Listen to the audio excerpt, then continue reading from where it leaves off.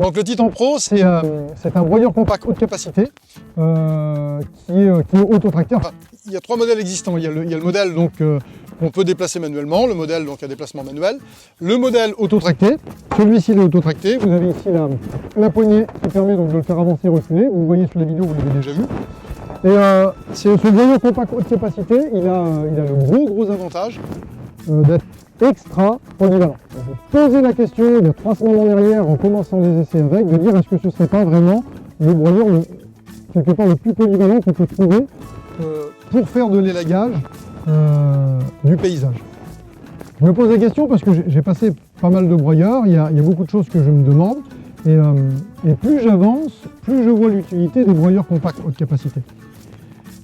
J'ai bossé avec du broyeur sur châssis routier en lourd, avec du Cobra, avec du CLN, avec du Bugno, bon, peu importe les marques, mais avec beaucoup de modèles. Et ce que je constate souvent, c'est qu'on a à amener le bois au broyeur, tandis que là, on amène le broyeur aux branches. Et ça fait une grosse différence sur les chantiers en général. Le gros avantage de ce broyeur-ci, c'est qu'il a un moteur Vanguard 23 chevaux, ce qui lui donne une pêche pas possible. J'ai été sur 3 semaines, moi, vraiment séduit, au contraire de mes hommes de pied, de Karl et de Johnny qui l'ont trouvé. Écoutez bien ça quand même, trop puissant. Hein? Trop puissant. C'est une honte de dire ça que vous trouvez le broyeur trop puissant. Ouais. D'accord, donc ça c'est un défaut à noter. On était au café avant de démarrer la journée. Et j'ai eu une réflexion de mes hommes de pied, je leur ai demandé ce qu'ils pensaient du Titan Pro. Et curieusement, ils m'ont quand même sorti que ce qui était gênant, c'était quoi? Trop puissant. Trop puissant. Il y avait trop de puissance. C'est con quand même pour un broyeur d'être trop puissant, non?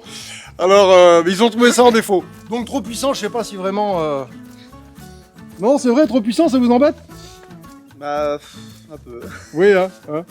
Bon ben, on va vous mettre un moteur 2 chevaux, à ce moment-là, avec des couteaux émoussés. Ça va le faire, non? Faire.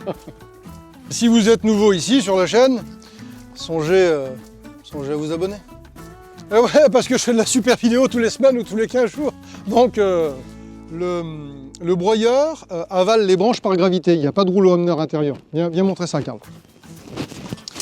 On n'a pas de rouleau Hamner.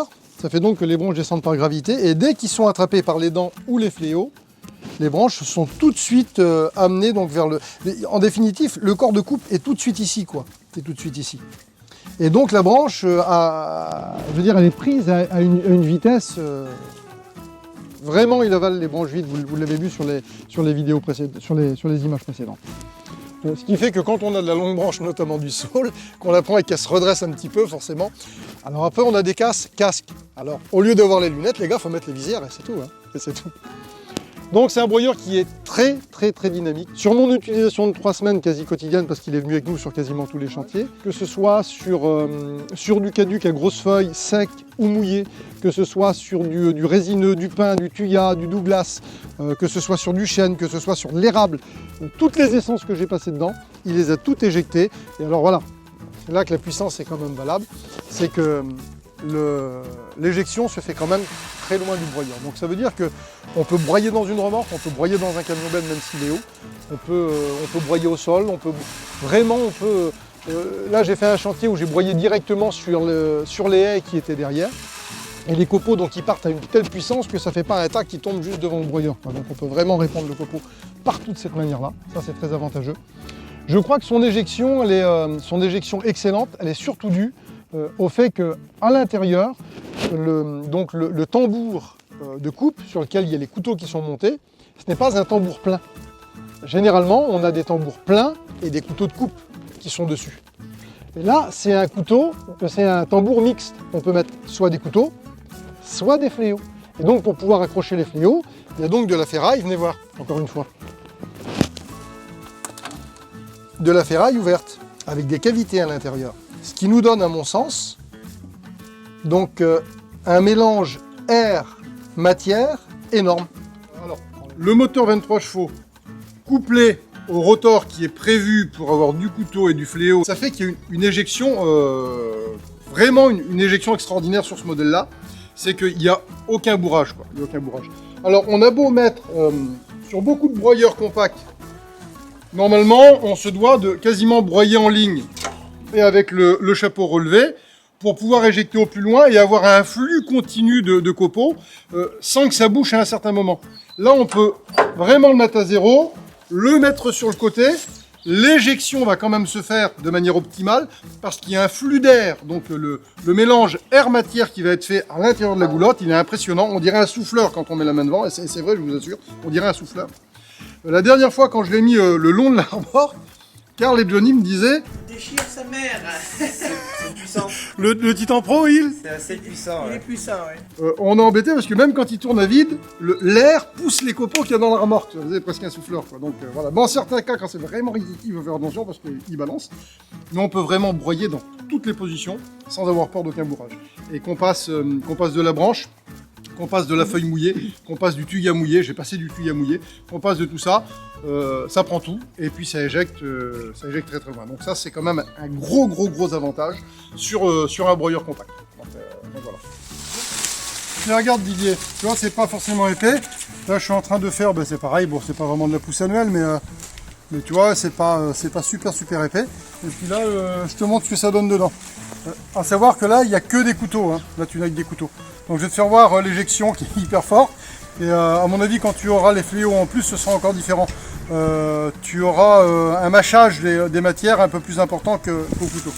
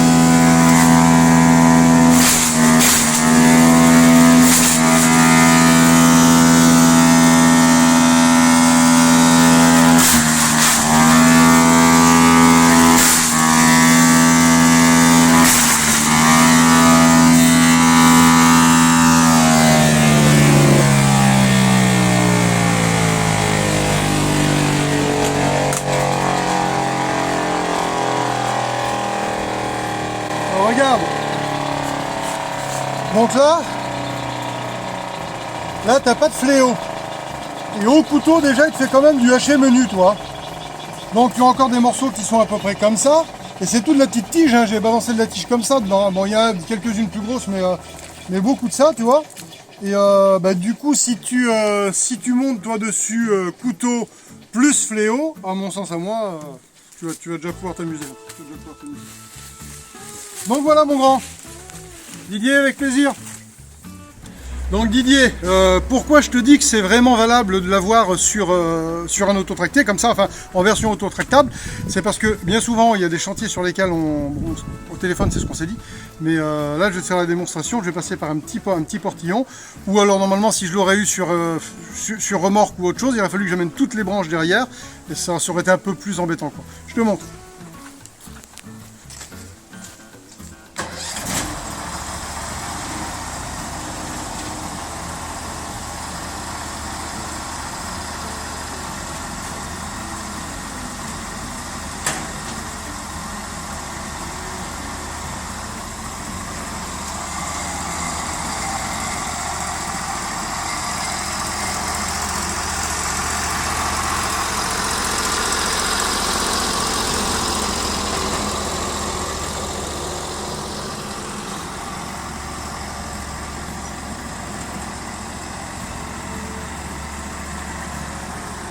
Carl, prends-moi en sortant là-bas. Mets-toi dehors. Mets-toi dehors directement.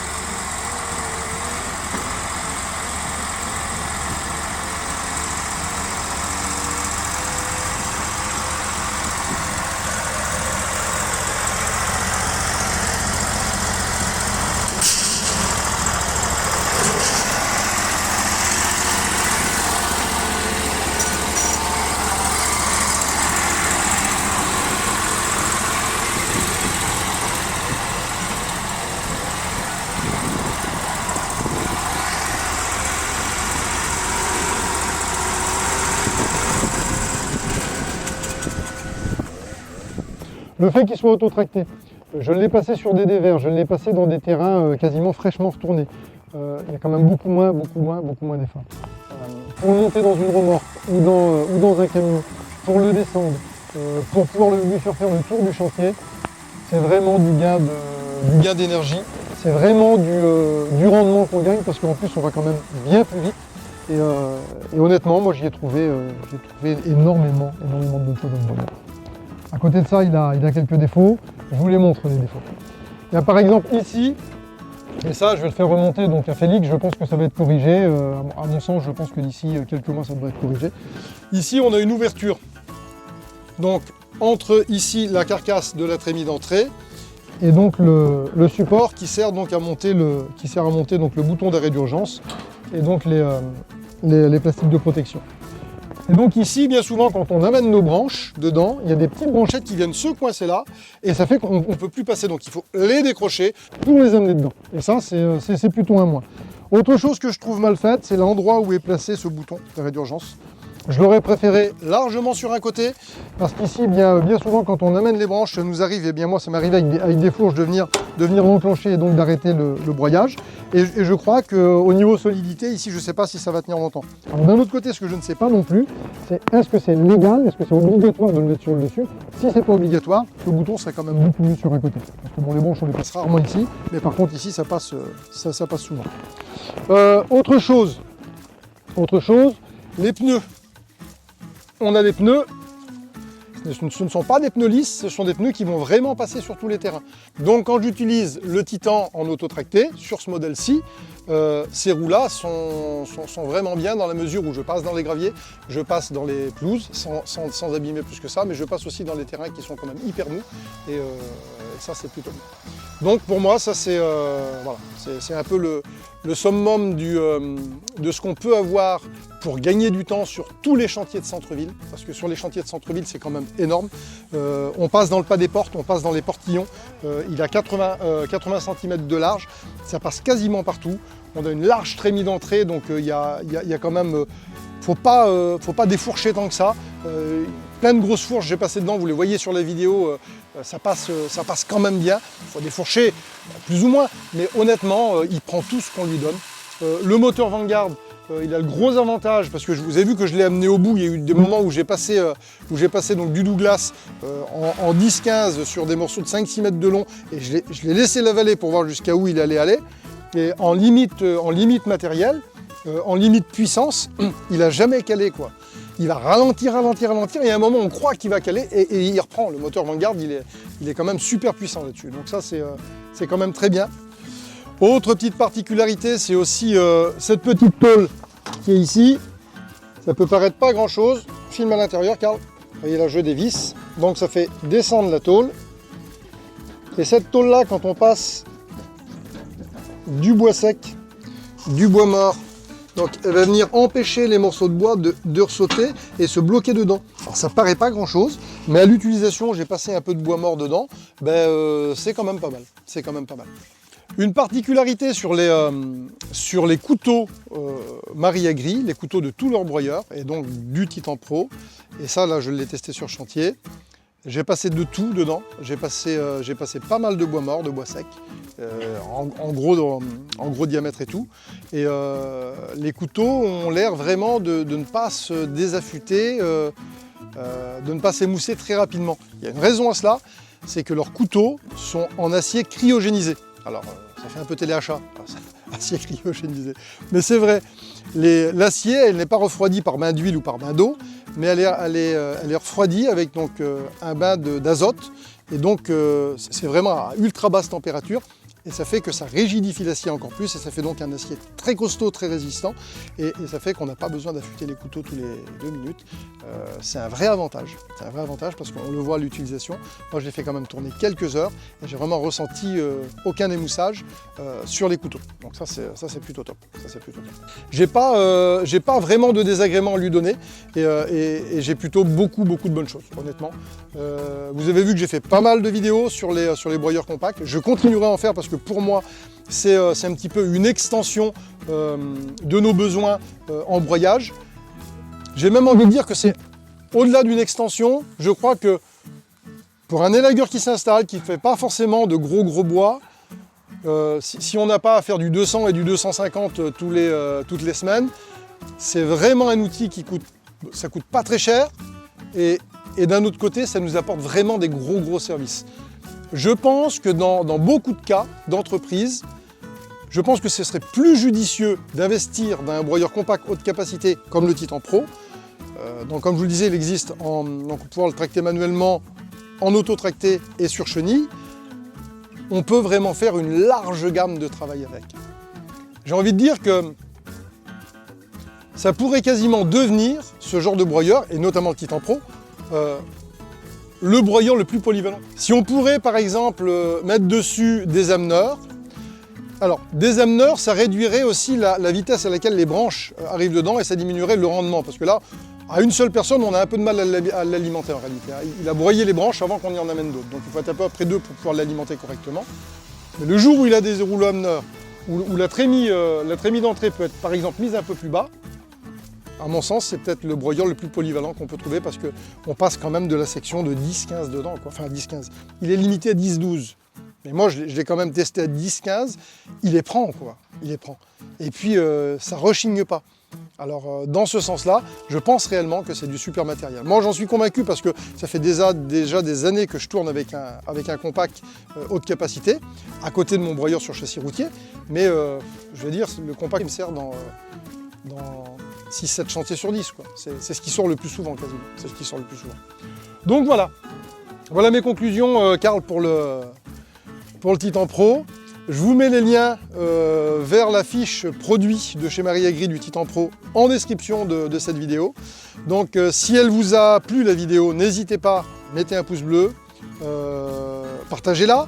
Et puis à côté de ça, abonnez-vous, activez la cloche, tout ce qu'il y a à faire. Bon, bye le net.